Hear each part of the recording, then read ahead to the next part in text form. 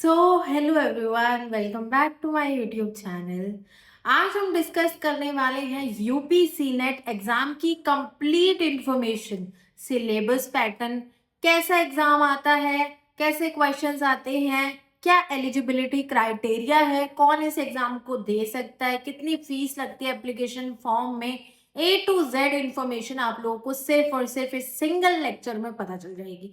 क्योंकि आप देखो, जो 11th-12th के स्टूडेंट्स होते हैं ना, उनके दिमाग में सबसे बड़ा जो कंफ्यूजन होता है वो यही होता है कि यार, अगर हमने 12th पीसीबी से किया है तो हमारे पास कितनी करियर अपॉर्चुनिटीज हो सकती है 12th के बाद। तो ये one of the most important and एक तरीके से मैं बोलती हूँ वैल्यूएबल तुम्हारे लिए करियर ऑप्शन रह सकता है यूपी सी नेट, जो कि एक कॉमन नर्सिंग एंट्रेंस टेस्ट है, जो कि उत्तर प्रदेश का होता है। उत्तर प्रदेश के प्राइवेट एंड गवर्नमेंट कॉलेजेस इसमें इंक्लूडेड होते हैं, नर्सिंग प्रोवाइड करते हैं। 4 साल का आपका बीएससी नर्सिंग का कोर्स। ठीक है, तो चलो हम स्टार्ट करते हैं। मैं इसमें पूरी स्ट्रैटेजी आप लोगों को भी बताऊंगी, फर्स्ट अटेम्प्ट में कैसे क्रैक करना है, क्या चीजें हैं, सब कुछ मैं डिस्कस करूंगी। एंड पूरी इन्फॉर्मेशन भी आप लोगों को प्रोवाइड करूंगी, कैसे एग्जाम होता है, पैटर्न, एवरीथिंग। ओके, तो चलो स्टार्ट करते हैं हम लोग। सबसे पहले हम देखेंगे इसका एलिजिबिलिटी क्राइटेरिया क्या होता है। अगर मुझे यूपी सीनेट एग्जाम देना है तो मेरे लिए क्या एलिजिबिलिटी क्राइटेरिया होगा, क्या एज होगी मेरी, क्या होगी, क्या गर्ल्स एंड बॉयज दोनों ही एग्जाम दे सकते हैं, क्या है, सब कुछ डिस्कस करते हैं। तो सबसे पहले जो चीज मैं बताऊंगी वो बताऊंगी आपकी एज लिमिट। एज लिमिट, तो अगर आपको यूपीसी नेट का एग्जाम देना है तो आपकी मिनिमम एज 17 ईयर होनी चाहिए। मिनिमम आप 17 साल के होने चाहिए अगर आपको उत्तर प्रदेश का कॉमन नर्सिंग एंट्रेंस टेस्ट देना है। ठीक है, ओल्ड बाय December 31st 2027 तक आप लोग 17 साल के हो जाने चाहिए। ठीक है, मिनिमम एज आपको 17 साल चाहिए। जो 17 साल से कम उम्र के बच्चे हैं वो ये एंट्रेंस एग्जाम नहीं दे सकते। मैक्सिमम एज 35 ईयर है। जनरल कैंडिडेट्स की स्टूडेंट्स के लिए ही उन्होंने ये बता रखा है कि मैक्सिमम आप 35 साल की उम्र तक इस एग्जाम को दे सकते हैं। ठीक है, both male and female candidates can apply. दोनों आपके मेल और फीमेल कैंडिडेट ही अप्लाई कर सकते हैं, क्योंकि देखो काफी सारे जो नर्सिंग एंट्रेंस एग्जाम होते हैं ना, वो सिर्फ और सिर्फ गर्ल्स के लिए होते हैं। लेकिन जो यूपी सीनेट आपका एग्जाम है वो बॉयज भी दे सकते हैं, वो गर्ल्स भी दे सकती हैं। ठीक है, क्योंकि जैसे आपका एम्स बीएससी नर्सिंग हो गया, वो सिर्फ और सिर्फ गर्ल्स के लिए होता है। ठीक है, तो जो यूपीसी नेट एग्जाम है वो आपका मेल कैंडिडेट्स भी दे सकते हैं, आपके फीमेल कैंडिडेट्स भी देख सकते हैं। और देखो यार, मैंने ये वाला एग्जाम दिया था, मैंने अपने फर्स्ट अटेम्प्ट में इसको क्रैक किया है। तो मुझे पता है, जब मैं एग्जाम देने गई थी ना सेंटर पे, तो वहां पे बहुत मेजोरिटी में लड़के थे। लड़के बहुत देते हैं वाला एग्जाम, लड़कियां भी देती हैं, लड़के भी इक्वल अमाउंट में ही, इक्वल रेशो में ही इस एग्जाम को देते हैं। ठीक है, नेक्स्ट मैं डिस्कस करूंगी आप लोगों के साथ एकेडमिक मिनिमम्स कितने चाहिए इसके लिए। तो मेरे को कितनी अपनी एकेडमिक मिनिमम चाहिए कि मैं इस एग्जाम का एप्लीकेशन फॉर्म भर सकूं। देखो, आपको 10th और 12th आपने पास करी होनी चाहिए, इक्विवेलेंट एग्जामिनेशन रेगुलर से या फिर open board like NIOS। Open board में आपका NIOS से अगर आपने 10th एंड 12th करी है तो आप इस एग्जाम के लिए एलिजिबल हो। एंड आपके पास फिजिक्स, केमिस्ट्री, बायोलॉजी और इंग्लिश होनी चाहिए आपके 12th में। ठीक है, इसके बाद जनरल और ओबीसी और ईडब्ल्यूएस के जो कैंडिडेट्स हैं उनको मिनिमम 12th में 45% चाहिए अगर उन्हें ये वाला एग्जाम देना है तो। ठीक है, फिजिक्स, केमिस्ट्री और बायोलॉजी कंबाइंड, इसमें आपको 45% चाहिए। एससी और एसटी कैंडिडेट्स को 40% मार्क्स चाहिए, 40% चाहिए पीसीबी कंबाइंड में। और English must be passed individually as a core subject. और इंग्लिश आपको इंडिविजुअली कोर सब्जेक्ट के रूप में पास करी होनी चाहिए। तो मतलब आपका वही हो गया कि पीसीबी इंग्लिश तीनों में आपको एक तो पास होने चाहिए आप, एंड पीसीबी की कंबाइंड जो परसेंटेज है ओबीसी, ईडब्ल्यूएस और जनरल के लिए 45% एंड आपके एससी एसटी के लिए 40% होनी चाहिए, तभी आप इसका एप्लीकेशन फॉर्म भर सकते हो। ठीक है, अब इसमें आते हैं आपके डोमिसाइल रूल। ये कौन कौन से बच्चे इस एग्जाम में डोमिसाइल अप्लाई कर सकते हैं, क्या क्या आपको बेनिफिट मिल सकते हैं। सबसे पहले मैं गवर्नमेंट नर्सिंग कॉलेजेस की बात करूंगी। जो आपके गवर्नमेंट नर्सिंग कॉलेजेस हैं उनके लिए आपके पास अगर डोमिसाइल है यूपी का, या फिर आपने अपनी 10th और 12th यूपी से करी है, उत्तर प्रदेश से करी है, तो आप गवर्नमेंट नर्सिंग कॉलेजेस के लिए एलिजिबल हो। ये क्या हो, एलिजिबल हो। लेकिन दीदी, मैंने तो अपनी जो 10th एंड 12th है वो मैंने सपोज राजस्थान से करी है एंड मेरे पास डोमिसाइल भी नहीं है, तो क्या मैं इस एग्जाम को नहीं दे सकता? दे सकते हो, लेकिन आप गवर्नमेंट कॉलेजेस के लिए एलिजिबल नहीं होगे। आपको जो एडमिशन मिलेगा वो मिलेगा आपको आपके प्राइवेट नर्सिंग कॉलेजेस में, ठीक है। अगर आपको उत्तर प्रदेश के गवर्नमेंट नर्सिंग कॉलेजेस में एडमिशन लेना है तो आपको यूपीसी नेट देना पड़ेगा। एंड यूपीसी नेट में भी आपके पास डोमिसाइल होना चाहिए या तो उत्तर प्रदेश का, या फिर आपने अपने 10th और 12th उत्तर प्रदेश से करी होनी चाहिए, तभी आप इसके गवर्नमेंट नर्सिंग कॉलेजेस के लिए एलिजिबल होंगे। एंड सेकेंड थिंग, अगर आप लोग उत्तर प्रदेश से नहीं हो ना, आपने 10th एंड 12th करी, तो आप लोग एग्जाम दे सकते हो, लेकिन आप प्राइवेट नर्सिंग कॉलेजेस के लिए एलिजिबल होंगे, ठीक है। नेक्स्ट चीज पे आते हैं हम लोग, मेडिकल फिटनेस क्या है। देखो, final admission relies on being declared medically fit. मेरा सिलेक्शन इस पे डिपेंड करेगा, मेरे मार्क्स अच्छे आ गए, मेरे पास डोमिसाइल भी है, मैंने 10th और 12th भी अपने उत्तर प्रदेश से करी है, क्या ये सब से मेरा हो जाएगा एडमिशन? नहीं। जो आपका फाइनल होता है ना सिलेक्शन, वो होता है आपका मेडिकल फिटनेस के बेसिस पे। Admission relies on being declared medically fit. अगर मैं मेडिकली फिट डिक्लेयर करूंगी तो मेरा प्रोसेस पूरा एक्यूरेट चलता रहेगा एंड मुझे एडमिशन मिल जाएगा by a designated government medical board, और डिस्ट्रिक्ट चीफ मेडिकल ऑफिसर से आपको एक सर्टिफिकेट चाहिए, मेडिकली फिट का एक अप्रूवल चाहिए, उसके बाद ही आपका एडमिशन पूरी तरह से सक्सेसफुल होगा एंड आपको एडमिशन मिलेगा 4 ईयर बीएससी नर्सिंग कोर्स में। कलर ब्लाइंड कैंडिडेट्स हैं जो, वो भी एलिजिबल है, अगर वो करेक्टिव लेंस यूज कर लेते हैं तो वो भी एलिजिबल हो जाएंगे, उन्हें भी एडमिशन मिल जाएगा, ठीक है। नेक्स्ट आगे चलते हैं। यूपीसी नेट है आपका Uttar Pradesh common nursing entrance test. ये हमारी Atal Bihari Vajpayee medical university ABVMU conduct करवाता है एंड ये 4 साल का आपका बीएससी नर्सिंग का प्रोग्राम होता है। अब हम एग्जाम पैटर्न पे चलते हैं। कैसा होता है पेपर? ऑनलाइन होता है, ऑफलाइन होता है, सीबीटी मोड में होता है, कैसा होता है?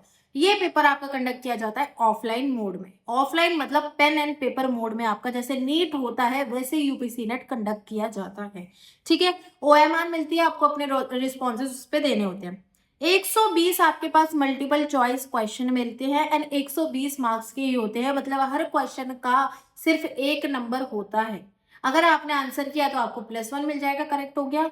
अगर आपने आंसर नहीं किया तो 0। क्या इसमें नेगेटिव मार्किंग होती है? इसमें कोई भी नेगेटिव मार्किंग नहीं होती। ये इसका प्लस पॉइंट है पेपर का कि इसमें नेगेटिव मार्किंग नहीं होती है, क्योंकि जो ऑलमोस्ट आपके एंट्रेंस एग्जाम है 12th बेसिस पे सब में नेगेटिव मार्किंग है, लेकिन आपके यूपीसी नेट में नेगेटिव मार्किंग नहीं है, ठीक है।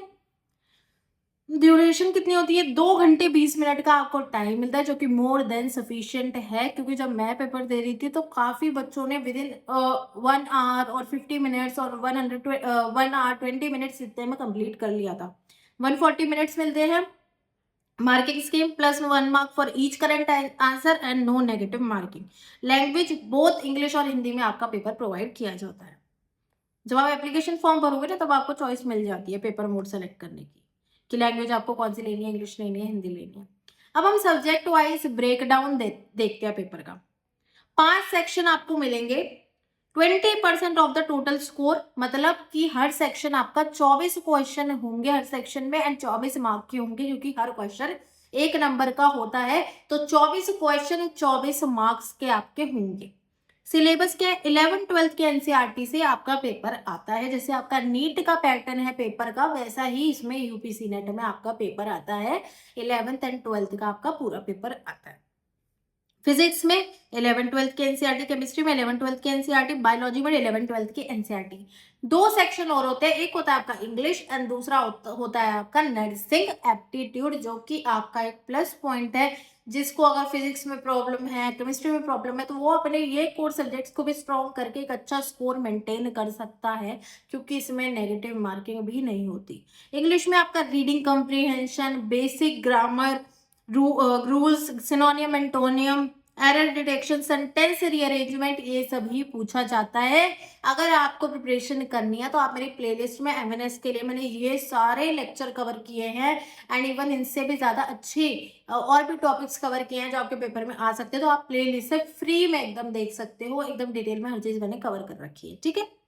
और इसका नेक्स्ट सेक्शन होता है, वो होता है आपका नर्सिंग एप्टीट्यूड। नर्सिंग एप्टीट्यूड में आपका basic health care awareness, first aid, foundation duties nurse की क्या होती है, primary data analysis, problem solving, इस सब से आपके नर्सिंग एप्टीट्यूड के क्वेश्चन आते हैं। मतलब आपके 5 सेक्शन हो गए, एक तो हो गया आपका फिजिक्स, केमिस्ट्री, बायोलॉजी, और 2 हो गए आपकी इंग्लिश और नर्सिंग एप्टीट्यूड। इससे आपका पूरा पेपर आता है। 5 सेक्शन होते हैं, हर सेक्शन में 24 क्वेश्चन, 24 क्वेश्चन कैरी 24 मार्क्स। ठीक है, अब आपको पता चलेगा physics, chemistry, biology, English and आपका nursing aptitude. Important timeline and fees. Application window आपके मार्च और अप्रैल के बीच में आपको देखने को मिल जाती है। 2027 में आपको मार्च एंड अप्रैल के बीच में इसके एप्लीकेशन फॉर्म निकल जाते हैं। एग्जाम कब होता है? फर्स्ट या सेकेंड वीक ऑफ जून में आपका पेपर कंडक्ट किया जाता है। एप्लीकेशन फी 3,000 है आपकी जनरल, ओबीसी, ईडब्ल्यूएस के लिए। एससी एसटी के लिए आपके 2,000 रुपए लगते हैं इसके फॉर्म को फिल करने में, एप्लीकेशन फॉर्म को फिल करने में। ठीक है, पीडब्ल्यूडी कैंडिडेट्स को भी। नेक्स्ट चीज, अब मेरा सबसे मेन क्वेश्चन ये आता है कि मैं यूपीसी नेट क्यों दूं? मुझे यूपीसी नेट क्यों देना चाहिए? Why it can be a good career option. ये गुड करियर ऑप्शन मेरे लिए क्यों हो सकता है, तो वो समझो। सबसे पहली बात तो आपको इसके लिए BSc, MSc and further degrees लेके इस एग्जाम को नहीं देना है। 12th बेसिस पे इसकी एंट्री होती है।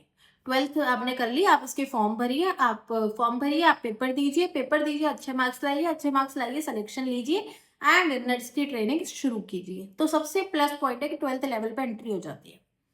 बीएससी नर्सिंग मैंने कंप्लीट कर लिया, यूपीसी नेट दिया, बीएससी नर्सिंग कंप्लीट किया, नॉर्सेट एग्जाम दिया, क्रैक कर लिया, नर्सिंग ऑफिसर बन गई एएमसी जैसे इंस्टीट्यूशन में, और बड़े बड़े टॉप सेंट्रल जो हॉस्पिटल्स है उसमें मैं नर्सिंग ऑफिसर लग गई। मेरी स्टार्टिंग सैलरी ही कम से कम 80-90 हज़ार होगी, जो कि बहुत ज्यादा होती है।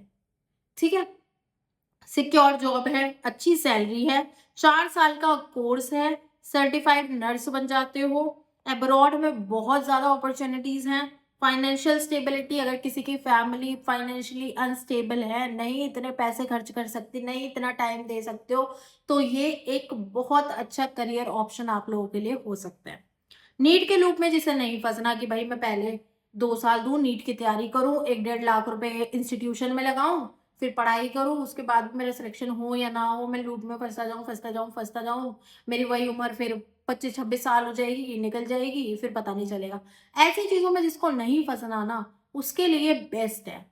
मतलब आप एक अच्छे लेवल की अगर तैयारी कर लो ना, तो आप फर्स्ट अटेम्प्ट में निकाल सकते हो यूपीसी नेट एग्जाम, एंड इसके बाद आप सर्टिफाइड नर्स बन सकते हो 4 साल का कोर्स करने के बाद अच्छे अच्छे इंस्टीट्यूशंस में।